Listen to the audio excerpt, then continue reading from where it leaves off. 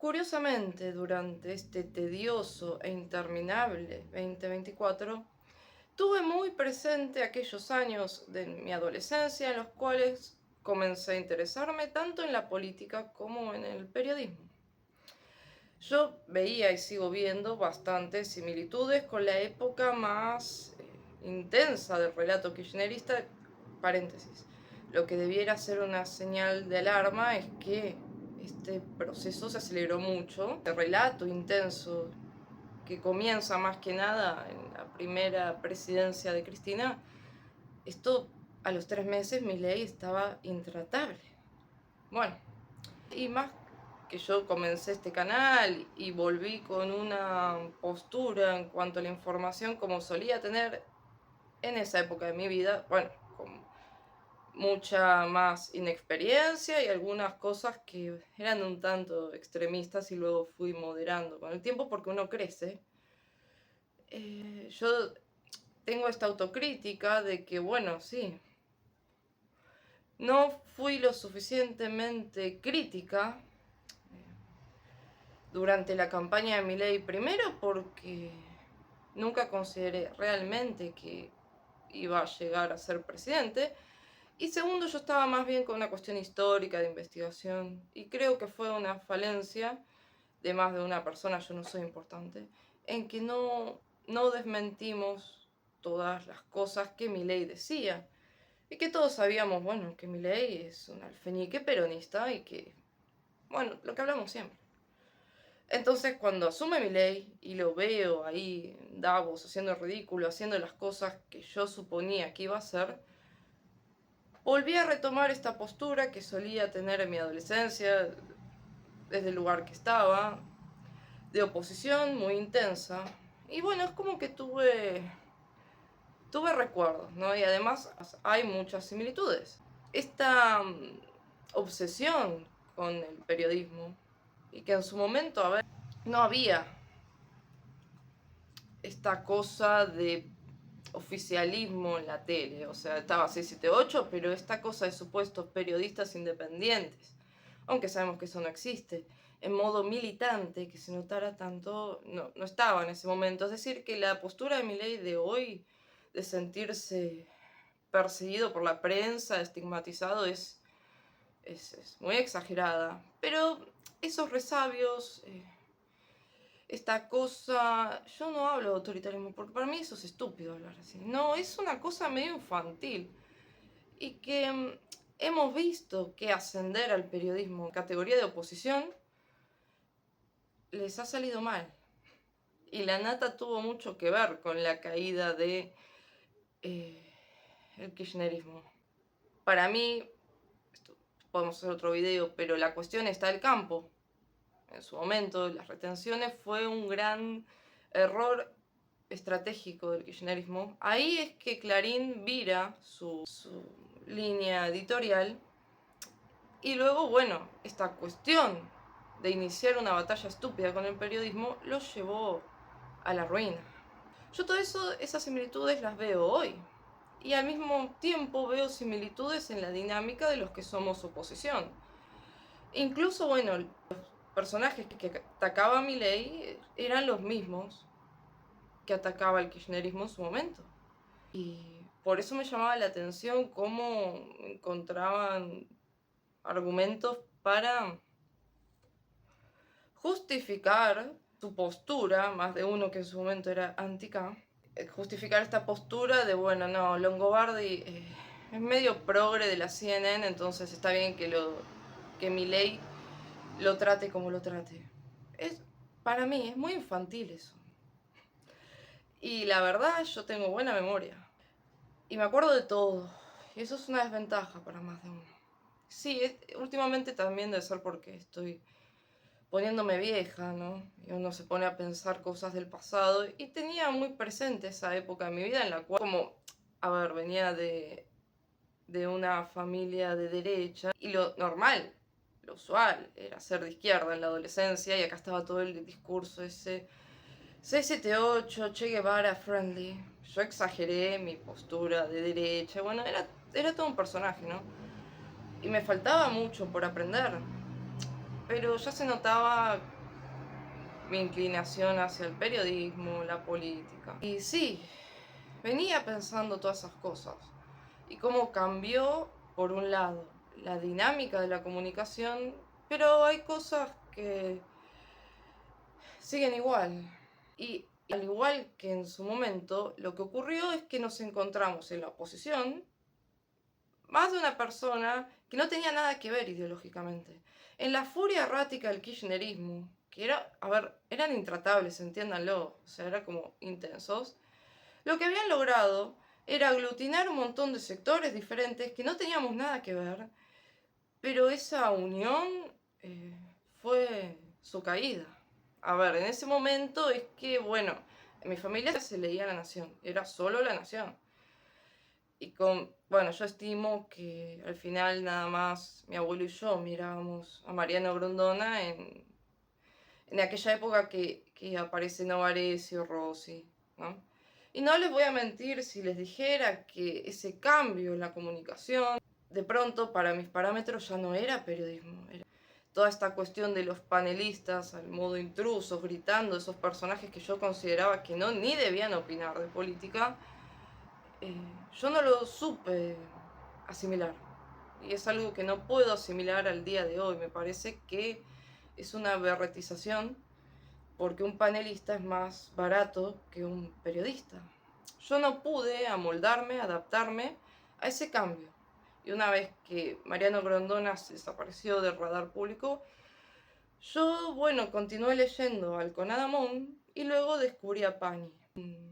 No pude amoldarme a ese cambio, ¿no? De los panelistas gritando, todo eso que me parecía muy un horror y que hoy no puedo entender cómo La Nación Más tiene ese formato, me parece un horror realmente.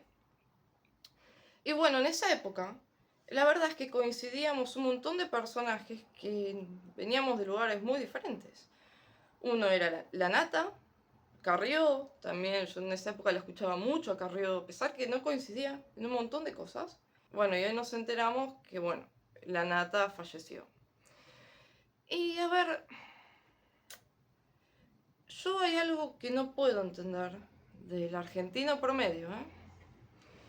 Y es esta cosa de apenas muere alguien, no esperar que esté tibio el cuerpo en el cajón y ya empezar a desparramar resentimiento. Es algo muy archi, muy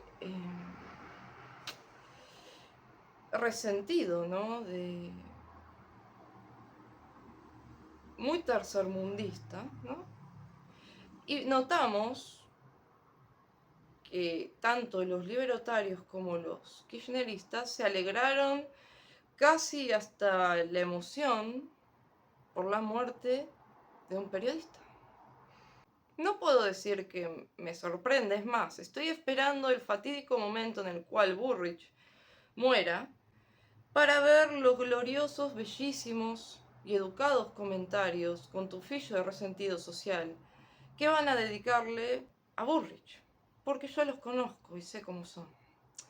Toda esta cosa, y que yo en su momento también critiqué a los liberales cuando se burlaron de la muerte de este ministro de Transporte en la época de Alberto Fernández, toda esa cosa, yo siempre, y no se ofendan, oféndanse, la he considerado a ver, un rasgo de cierto estereotipo social, ¿no? No es típico de las clases educadas. Por decoro uno sabe que cuando muere alguien, lo único que tiene que decir es que descanse en paz. Y nada más. Y creo que el problema de Argentina, uno de los problemas, es que ya no hay clases educadas en el buen sentido y no pasa por plata.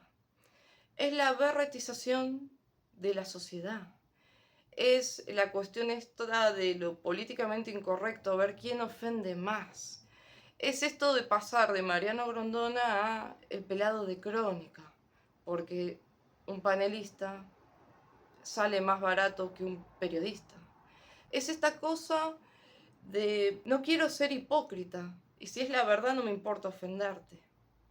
Es esta cosa que yo veía que en la película esta que me gusta, La caída del halcón negro, que los negritos de Mogadiscio no tenían para comer.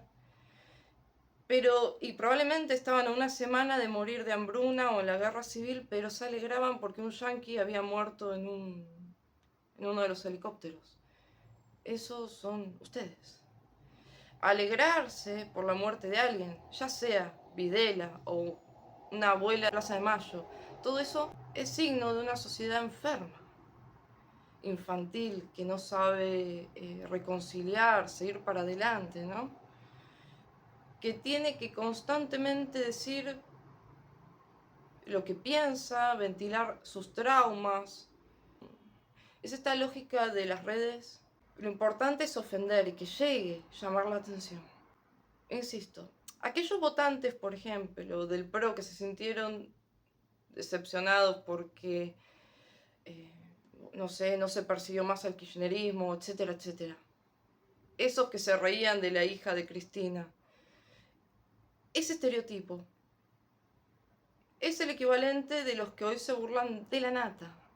Desde donde yo estoy, yo lo veo como signo de,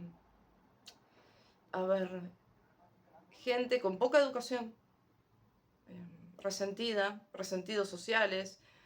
El problema es que nos hemos convertido en eso, un país de resentidos sociales, que hasta llegan a gobernar. Y este video no tenía intención de ser un video de datos, ni nada de eso. Era más bien un descargo, podríamos decir. Y sí, de cualquier manera me ha sorprendido el comentario de más de una persona que yo respeto, aún no coincidiendo, más de un comentario muy, muy inoportuno, ¿no? No es signo de una sociedad sana. Ya los he visto cuando murió Sarlo, yo los veo siempre. Entonces, sí, el 2024 fue un año fatídico, sí, un año de desgracias, que no tienen para comer, pero bueno, lloralo cuca. Y a pesar de muchas diferencias que yo tenía con la nata, tengo que rescatar algo que siempre he valorado en él. Era un jodido. No tenía miedo. Es más, mi vieja me decía que yo le hacía acordar en algunas cosas a él en esto, de que era medio... no tenía miedo.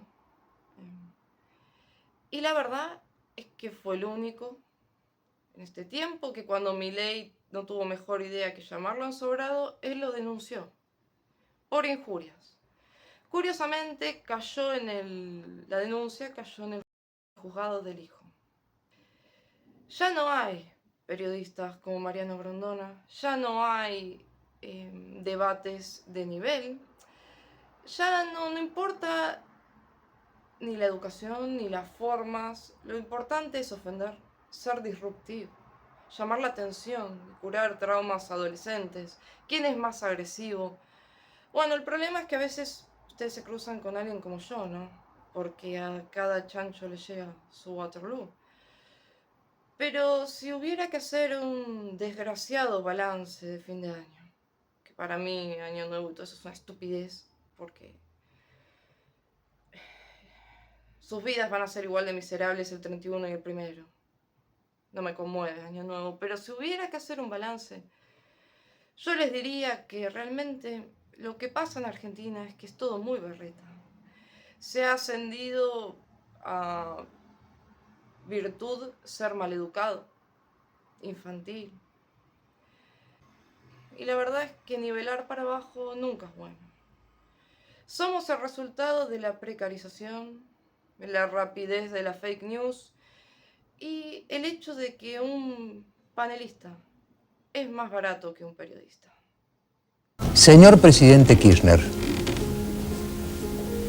las cosas han llegado a un punto, a un grado de tensión, con tantas acusaciones recíprocas, que decidí enviarle esta carta abierta, una carta verbal abierta, al comenzar el programa. Lo que querría decirle es que el que no opina como usted no es un conspirador. Se puede disentir con usted sin por eso conspirar. Se han mencionado algunas personas como presuntos conspiradores en estos días. Rosendo Fraga, inclusive Mauricio Macri y Ricardo López Murphy. Muchas otras, entre las cuales me cuento, disentimos con algunas ideas de usted y disentimos sobre todo con el estilo que usted tiene, pero porque deseamos lo mismo, porque creemos que tanto usted como nosotros queremos que el país salga adelante. Queremos lo mismo. Lo que pasa es que a veces marcamos otros caminos posibles para encontrar lo mismo